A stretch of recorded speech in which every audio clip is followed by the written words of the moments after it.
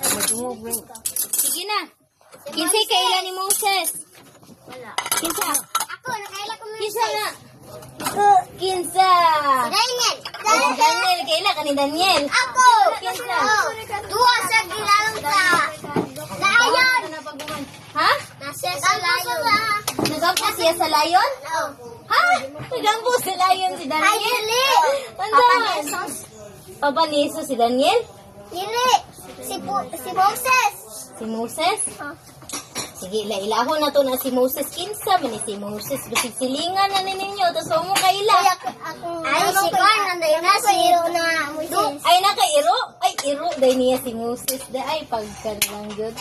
Sige. Mamay, nabuang siya. Juan Ay, Jam. nabuka. Si Dukyo. Pero ilayapon siya sa mua. Sige na. Isgutan na to si Moses. Kaning si Moses nga itong isgutan, dili ni katong iro nga namatay ha. No? Kaning si Moses nga itong isgutan, katuning Tao. tao mag-isgutan sa Diyos. na Biblia, no? Sa atong Diyos. No, God called Moses. Nagtawag daw ang Diyos ni Moses. Moses. Kinsa ang gitawag sa atong Diyos? Moses. Very good ang Diyos. Uy, very good. Ano, good. No? So, magbasa sa kung isa ka verse. Ha? Sige, paminaw mo. Kay ato ning i-repeat ang verse unya. O, dito ang uban o. Kay aron dili ba nga. Na. This year, makakita. O, sige na. O, maminaw lang. Sige ha. Sige, repeat. I-repeat ninyo ang ingon ni ate ha. Proverbs 3:5.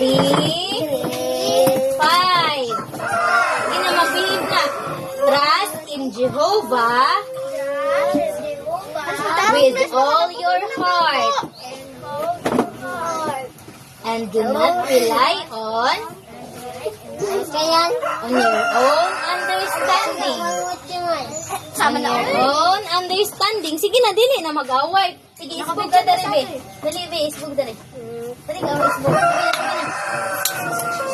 Isbog ka dali. Sige na, kaya dili mo mag-away niya, Ernest. Sige na. Yan ang masa siya. O, sige ha. Pabalo mo ang